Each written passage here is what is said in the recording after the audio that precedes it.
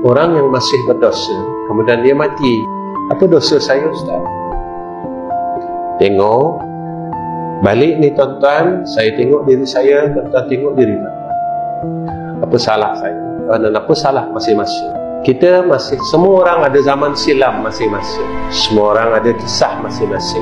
Apa yang saya nak nyatakan, kisah kita telah dipadam oleh Allah atau tidak? Jika kisah kita masih tidak dipadam oleh Allah, seluruh makhluk esok akan dipertontonkan oleh Allah di yaumul mahsyar. Tetapi jika kisah kita itu, kisah silam kita itu telah dipadam oleh Allah, nescaya kita akan selamat besok di akhirat.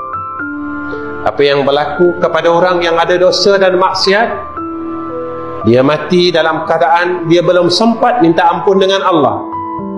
Dia ego masa dia hidup, dia tak nak pun minta ampun dengan Allah. Dia sombong masa dia hidup, dia tak nak pun minta Allah ampunkan semua dosa-dosanya. Kisah silamnya, masa dia berniaga, dia pernah tipu orang. Masa dia bekerja, dia pernah tipu orang. Masa dia ada tugas, dia pernah khianat akan tugas tersebut dengan tidak amanah. Apa yang berlaku, tuan-tuan? Allah akan campak orang ini dalam neraka Allah. Itulah tempat yang kita akan masuk. Lalu malaikat berkata kepada ahli neraka ini, rasakan azab ini. Masa kamu hidup, kamu tak peduli pun. Orang ingatkan, siapa pun ingatkan, Quran ingatkan, Nabi ingatkan, ulama ingatkan. Kita sombong, kita tak ambil peduli, kita tak nak terima nasihat ini untuk balik kepada Allah. Kita rasa kita orang hebat, kita rasa kita mampu dibakar oleh Allah Subhanahu wa ta'ala. Kita rasa kita mampu dibenam dalam api Jahannam, api neraka Allah yang tidak ada nilainya dan tidak ada ungkapan kepanasannya. Ni neraka, tuan-tuan. Neraka ni panasnya tak boleh buat bincang, tuan-tuan. Panas sangat. Dalam dunia ni kita panas, kita boleh ada aircon. Kat sana kita nak cari siapa, tuan-tuan. Kita nak pergi mana, tuan-tuan?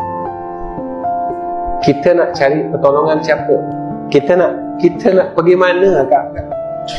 Dapat baca Quran, dapat semayang sunnah. Dalam masa kita dapat berbuat ibadat ini juga, kita masih tak mampu untuk meninggalkan kejahatan dan kemaksiatan. Umpat, sombong, kata orang, bergaduh, putus silaturahim. Sebagai seorang kawan, sebagai seorang sahabat, bukan sebagai seorang ustaz, maka saya seru kawan-kawan saya, sahabat-sahabat saya, jomlah kita balik kepada Allah.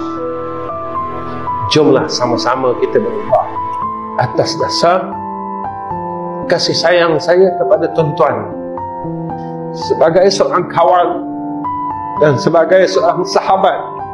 Dan saya juga tidak akan tergamak melihat kawan-kawan saya minta tolong di yaumul akhir. Tuan-tuan tak akan tergamak melihat saya bila saya minta tolong dengan tuan-tuan, sebab kita pernah berkawan dalam dunia dulu. Saya pernah jadi kawan tuan-tuan dan tuan-tuan pernah jadi kawan saya. Kita pernah muda sama-sama dan sekarang kita tua sama-sama. Dan kita akan berhimpun di yaumul mahsyar besok sama-sama. Tuan-tuan, saya bercakap pada malam ini sebagai seorang sahabat dan seorang kawan yang saya tidak akan tinggalkan kawan-kawan saya. Saya tak akan mampu tinggalkan kawan-kawan saya walaupun kita jarang berjumpa, tapi tuan-tuan masih tetap dalam ingatan saya. Sebab itu, marilah, kita semuanya telah tua dan telah uzur. Saya dah tua dan tuan-tuan dah tua, dan semua kawan-kawan saya dah tua. Jomlah kita balik semula kepada Allah. Kita cubalah tinggalkan apa yang pernah kita buat. Kita buang masa, kita habiskanlah sisa-sisa umur kita ini yang kita sendiri tak tahu. Saya tak tahu bila saya balik bertemu dengan Allah. Dan tuan-tuan juga tak tahu bila masa tuan-tuan balik bertemu dengan Allah. Masa yang ada sikit ni, cukuplah kita dah pernah berseronok tuan-tuan dengan dunia ni. Saki baki umur ni, saya ajak semua kawan-kawan saya, ajak semua sahabat-sahabat saya, jomlah, sudahlah. Bukan saya kata berhenti, tidak, tapi kita banyaklah luangkan masa kita untuk Allah. Kalau sampai sekarang kita masih tak mampu untuk bangun malam sujud dengan Allah, kita usahalah tuan-tuan.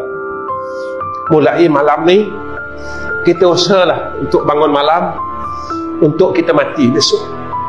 Bukan apa-apa anak kita tak mampu tolong kita.